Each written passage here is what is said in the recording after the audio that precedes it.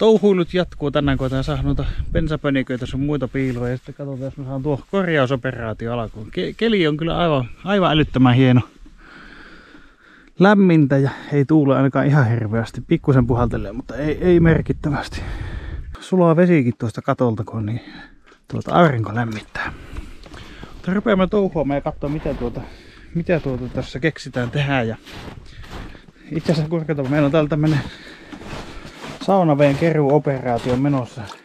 Tuolta ojalta on pikkusen hankala hakea tällä hetkellä vettä, niin otetaan nyt tuosta räystältä mitä tippuu, niin saa pahimpia vesitarpeita tyydytettyä. Mutta joo, ei siinä. Tosiaan tuossa on tommonen operaatio meillä työn alla, että tuo piipun varsikko uusi kamina asennettiin, koska se oli viime talvena. Joo, viime talvena. Niin se piipun alkuperäinen tiivistys on tietenkin mennyt silloin vähän huonoksi, niin nyt sitä tarkoitus käy vähän paikkaamassa. Lyö semmoista hirveää myrkkymassaa sinne. Tai mitä ikinä se onkin, jotakin semmoista silikonit mustaa tahnaa.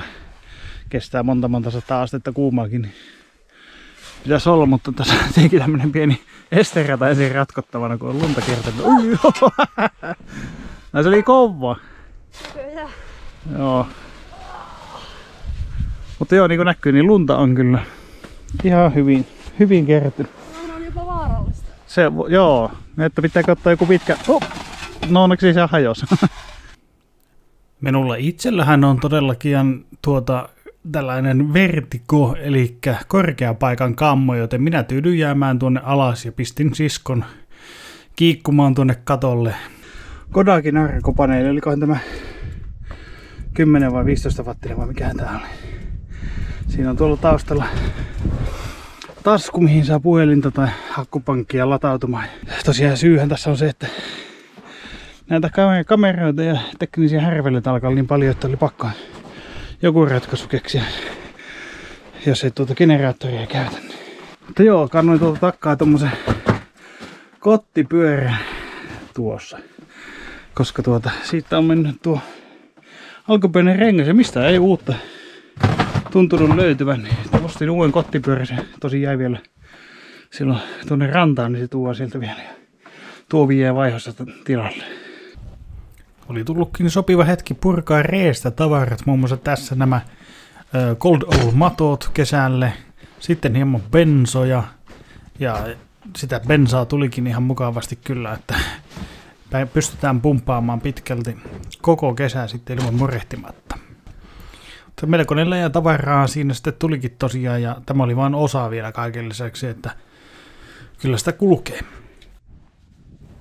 Luonnollisesti nämä kaikki kampeethan pitää saada johonkin varastoitua. Mulla on täällä mökin päätössä tämmönen lukollinen, vankkaseinäinen varastokoppi, mihin ruukataan laittaa näitä polttoaineita, rännivehkeitä ja kaikkea semmoista pientä tavaraa, mikä nyt periaatteessa voisi helposti lähteä jonkun mukaan.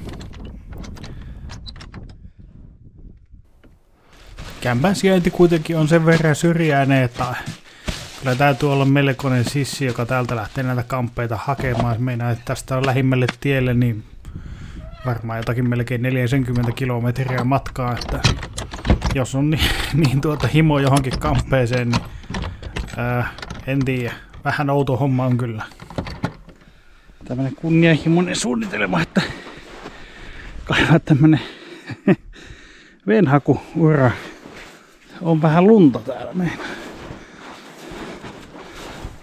Täällä urhea lapiomies menee, ei kun lapionainen kaivelee lumeen syvää polkua.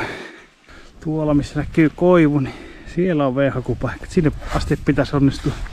No niin, puuhailut jatkuu ja tämmöinen pieni välipäivitys tässä.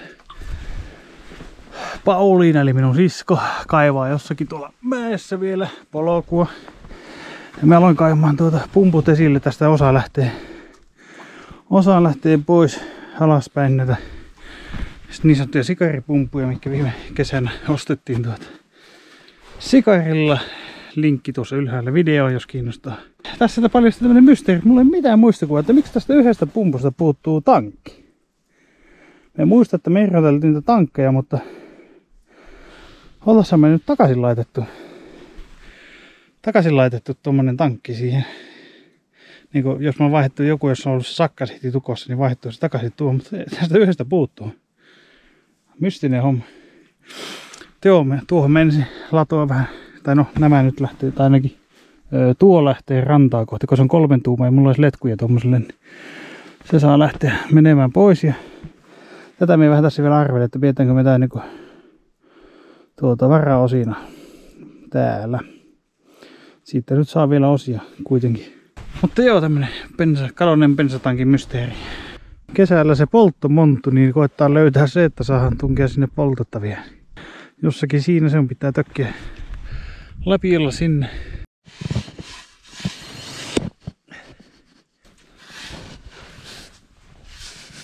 No, ei tarvitse hirveän kauas onneksi kaivaa. Muutama metri. Tässä se taitaa olla se kuoppa. Ja tuossa se on tuokempana. No. Oi, lapio mennä. Siellä on. Tuolla oli vaatteita tuolla säilykekaapin niin kuin pohjalla, joka on sinne joskus tuotu käyttöä varten. Ne on sinne perälle työnnetty ja sinne ne unohtunut. Samassa luotassa oli sitten nuo pahvit tuossa päällä. Ne oli siellä säilykelaatan pohjalla ja tuo pahvilaatikko perällä täynnä vanhoja sanomalehtiä, mitä on joskus tuotu lukemiseksi tänne. Ja nythän normaalisti nämä vaatteet olisi vaan pesasta ja ottaa uudelleen käyttöön, mutta ne on tällä hetkellä ylläpäältä metsämyyrän papanoita. Eli myyrä ja kuumevaara on aika iso, kun noita löy päällä. Ihan tämmöisen biohazardi syyn takia nyt sitten tuikataan palaamaan koko kasa. Ja tässä poltan tässä samalla kohtaa, missä kesällä aina poltetaan kaikkia. Aina ei pikkusen hiekkaa päälle, jos siellä on jotakin niittiä tai jotain muuta lehissä niin, tai nappeja, niin ne hautautuu sitten tuonne ja ruostuu.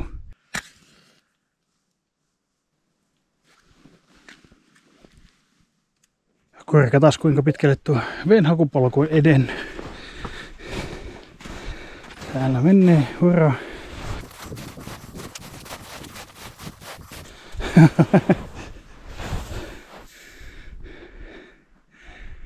Hullua hommaa.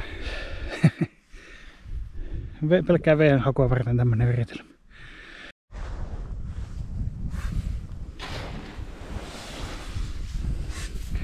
Täällä ollaan Kaarjojan pohjalla.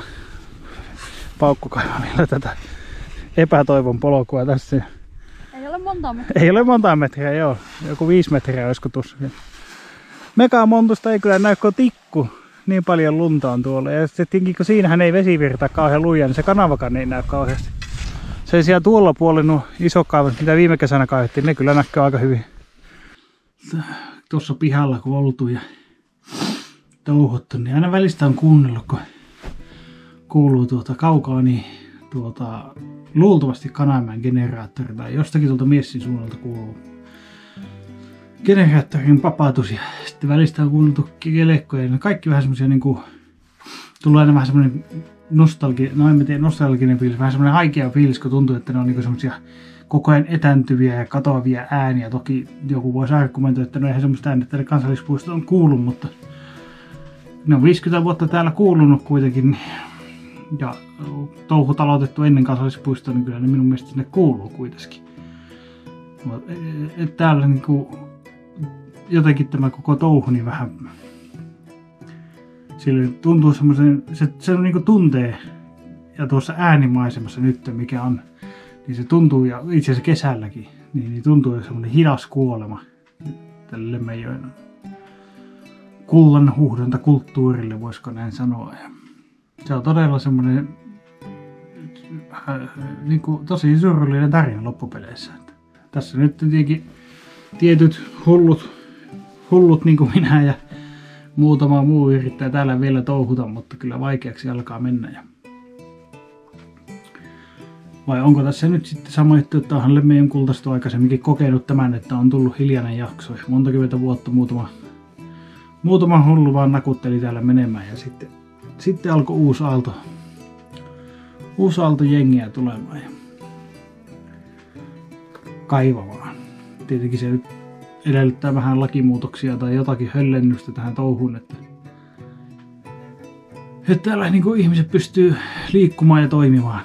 Silleen, niin kuin, vähäisenkin jos niin kuin haluaa kunnolla kaupallisesti hyödyntää kultaa, että ei se aika vaikea olla lapiolla lapiolla tai imurooppaamalla ehkä vielä pystyy jostain, jos hyvä paikka löytyy, niin päästä tilille, mutta kyllä on vaikeaksi tehty. Taisi olla niin, joku mandaatti se oli, tai annettiin tämmöinen mandaatti, että kun Lahdunta pitäisi alkaa palvelemaan turismia, mutta mitenpä se senkin teet, että kun sitten se meinaa sitä, että tätäkin on itsekin miettinyt, että jos tänne nyt alkaisi jengiä raahaamaan. Niin nykyajan touristi taitaa olla vähän semmoinen, että se haluaa, että on palvelut ja on kaikki. Niin sittenhän tänne pitäisi saada niin kuin jatkuvasti huoltoa tehtyä tai kesällä mönkiällä. Melkein varmaan useamman kerran viikossa joutuisi käydä rannasta hakkeen, niin eihän semmoisia lupiakaan saa, että sais semmoista touhuta. Enkä mä tiedä oikein haluaisin, mikä Lahdunta kulttuuri se enää on. No, voihan se ajatella, että museokin taltioisi, niin ehkä sen pystyisin toiminnan sitä kautta taltioimaan, mutta aika hankala yhdistelmä on kyllä. En tiedä. Mielenkiintoisia aikoja elämme. No joo, siinä käytiin vähän tosiaan tommonen pikku huruu heittämässä ja tulihan siellä sitten vastaan tuttuja naamojakin. Ja siinä oli Kanamäki ja tuo Ylennysmäki tuosta, joka on kaivannut tässä Karjaalla kanssa nyt tuossa Isolassa sitten vähän aikaa. Kanamäkihän nyt on legenda itsessään jo, että siinä me raatattiin Kotvasen aikaa ja eihän siinä ihmeitä, näitä jääriteltiin, puhuttiin kaiken näköisestä kullatouhusta, että liian monta juttua selitettäväksi. Tää alkaa tulla päivä pulukkaan, niin pistämme pois ja telakaa kanamaa ja painelkaa peukkuja ja joka suuntaan miten vaan ja katsotaan mitä seuraavaksi keksitään. Noniin, moro!